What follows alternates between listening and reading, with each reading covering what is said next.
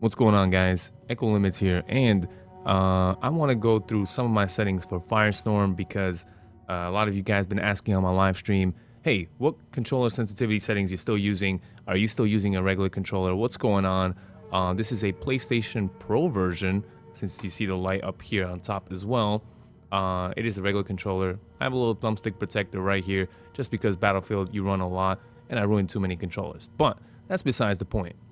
I'm going to walk you guys through the sensitivity settings that I recommend on console. If you're playing on Xbox, you're playing on PS4, it all shouldn't really matter. Yeah, I think they're a very good place to start. A lot of people have told me they enjoyed the settings because they're much easier to learn than the default ones in general. So first thing you're going to want to do when you fire up Battlefield 5, remember, your settings are completely the same no matter what game mode you play in Battlefield 5. It is tremendous how many things they put into this game now. It's ridiculous. And now we have Battle Royale. So without further ado, let me show you what a pro Battlefield player controls look like. Alright, so you're going to notice my aim sensitivity is still 33%. It's kind of like a running joke with me. I used to be a math teacher. I like fractions. And yeah, 1/3. Why not? Close enough, you know? Zoom sensitivity is at 50%. I find that a lot of people struggle, especially if you're using a regular controller. Obviously, this is not a raised thumbstick. I don't know if you guys can see it. It's a regular thumbstick. If you're using a regular controller, I find that to have slight adjustment, you're going to want to keep it at 50%. I find it works for me. I do recommend that you start off with 33% and work up. Sorry, I'm still battling this cold. I don't know. I'm taking my meds and we'll see. All right, so I don't know who likes inverted look, but your boy doesn't, so I don't recommend it. That's just me. Toggle sprint, obviously you want to just toggle it. Hold is for PC people when they, pinky the shift button. Double tap, no, you don't want any of that. Soldier weapon zoom, hold, and hold. These are much more intuitive on console. When you hold L2 and then shoot with R2, it just makes more sense. You keep those things the way they are. Vehicle sensitivity settings, now, I'm not a vehicle user. I just jokingly leave the same thing and I'll leave everything else like this. That's just on me. If you prefer it differently. But as far as I said, this is a sensitivity settings video for consoles, PS4, Xbox, and I'm going to kind of stick to just the on the ground, kind of soldier gameplay. All right, control schemes. Now you're going to notice I use custom. I still use the custom layout that I've created. Custom button mappings. You press triangle here. And the one change I recommend that you do is, let's see, how to throw grenades, okay? The big change I've made is the melee attack is now L1. This way I can use my thumbstick, just as I said before in my previous videos. I constantly use this right thumbstick to look, and I can now knife with L1. Normally what happens is you use L1 to throw a grenade, but that's not that necessary because if I press circle really quickly, he kind of starts throwing the grenade, and then I can look wherever I want to. So pressing it and going back to panning as I'm looking is super easy. I recommend that you switch these out. Of course, a bayonet charge as well has to be L1, and steady your scope and R3 to crouch. So I basically crouch here so I can constantly keep my two thumbs on the thumbsticks. It's very important to constantly have ability to move, right? Move over here and look right while you're over here. It's pretty important. L1 is my knife, and then circle is my throwing grenades. So that is the way I have them set up for custom. I'm not going to go through vehicles. You guys can see some of my veteran stuff because I'm used to old school battlefields. That's besides the point. Let's go to advanced. All right. Aiming left, right acceleration. I turn acceleration completely off. Whether it's soldier, whether it's vehicle, again, I turn that stuff off.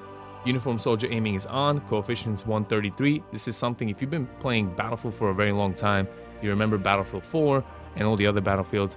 To this day, it's amazing. And I have to point out that the fact that Battlefield has some of the greatest customizable controls on consoles and not even consoles, even on PC. So many games don't offer the amount of control that Battlefield offers. It's just tremendous. So I do recommend you keep the aim acceleration off. It helps you kind of memorize how long you have to keep the thumbstick pressed in a certain direction. Play with it, see what it's like. If you're used to Call of Duty, you're probably used to accelerated aim. And trust me when I tell you this. Take it from a pro. Right here. Hold up. Right here. You know? Take it from a pro. The fact that you're getting used to an acceleration means you're kind of getting used to a crutch. You should be aiming 1-to-1, and this will help you do it. All right? Controller tuning. Again, this is like a little bit of a preference, vibration on or off. Excuse me. Center dead zones, that's kind of, I keep them at 10. I don't know why. It's not that important. Max input threshold, again, you can put this down. A lot of people do, but I don't see the real fine detail there. I mean, if you're trying to play professional Battlefield, sure, but in general, not a big deal. I play casually, I have fun, and I live stream it. Yeah, so controller tuning, there you go. I think the most important thing for you guys to see is making sure that aim acceleration is off and really going with these kind of sensitivities. You do not want extremely high sensitivities when you're brand new to the game, especially if you're using a regular controller. You start using something with a raised thumbstick, you can kind of explore other options. Yeah, so that kind of goes over my sensitivity settings for Battlefield. The other part for the gameplay wise, I've been messing with is really this advanced section. Now, I'm really proud to say that the community has been heard. This idea, the idea that there's aim assist in the games. I mean, aim assist has been in games for a very long time now, right? But the idea that the developers created a slider versus an on and off switch is tremendous.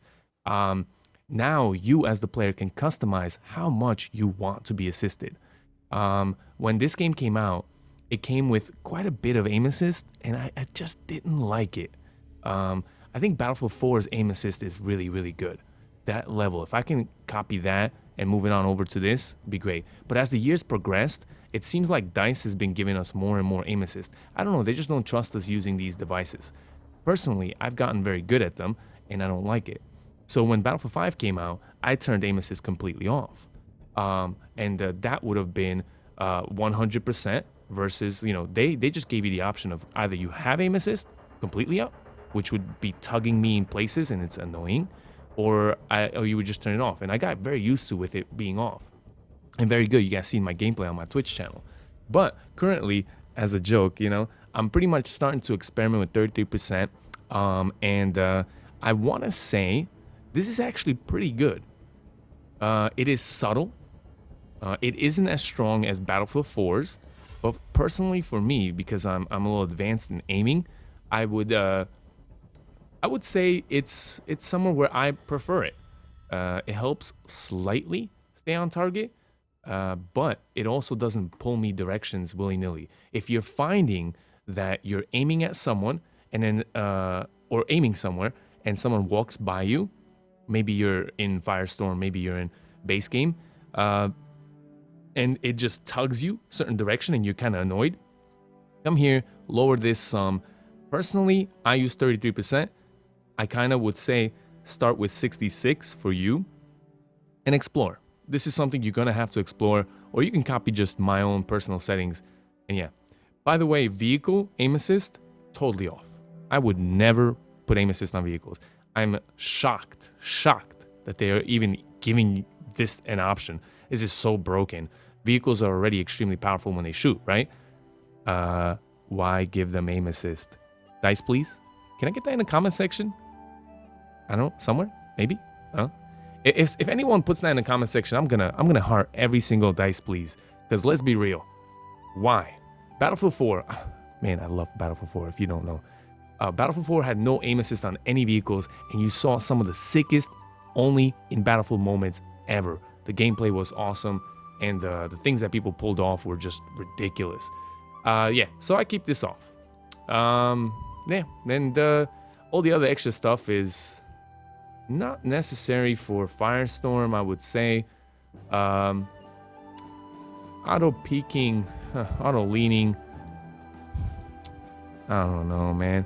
I think the leaning in this game is kind of meh. I talked to developers once to kind of let us lean on our own, kind of like Rainbow Six Siege style, hold L2 and then use the thumbsticks. Maybe, you know.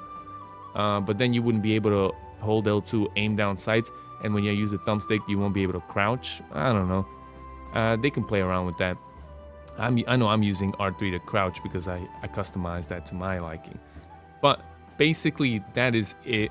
Obviously, this is all just your preference of what colors you're trying to do and mini map size. And yeah, I'm not going to go into this. But that's my short and simple, hopefully short and simple, video for, I guess, Firestorm sensitivity settings. A couple of things have changed since I've made a update when Battlefield 5 first came out, and I want to give you guys an update. Yeah, sure. Maybe we can look quickly into this. I'm a streamer, so I'm a master volumes to 50% because I have a, obviously you see I'm using Astro A40s and a voice changer. I mean, why not? You know? I don't know. Yeah. Okay. Voice changer, kind of fun stuff. But I find that Firestorm is perfect when it comes to footsteps. Possibly the only thing is your own footsteps allowed, but that's something that EA and DICE need to figure out. For the most part, the footsteps are great because there's not a lot of explosions and crazy stuff in the back, like in a base game. So footsteps are really hard. Yeah, nothing really to see here in the video section as well. I still use 55 aim down sights. FOV, I should say. 55 is my FOV. Actually, this is important. Hold on. This is pretty important because all of my settings, if you take those settings and you use a different FOV, you might get a different feel. That kind of complicates things. If you're not used to my default FOV, and the reason I use default FOV, I don't like when things get super stretched and it looks like I'm looking through a fishbowl. Yeah, this is pretty important. Obviously, turn off motion blur. Actually, this is very important. So take notes, guys. Get your pens and pencils out, all right? Motion blur, completely off. 100%. You don't want that. All of these things, if you're into this stuff, sure. Turn this stuff off. I love the fact that we can turn it off. And my FOV is default 55. So my controls feel good to me with this FOV. But I know as soon as you turn up this FOV, you increase it, you're going to find that the controls aren't fast enough. So if you're used to 75 or 90, use my settings, you're probably going to have to play around with just this part right here. Soldier aim sensitivity. Everything else, you could be fine. All right. So I think that about does it. I somehow put this video together, even though I only coughed like 3 times. All right. Improvements. Thank you guys for tuning in. You enjoyed it. Hit the follow on my Twitch channel. You can always subscribe to my YouTube channel for more content. And yeah, see you guys on that battlefield. Thanks for watching.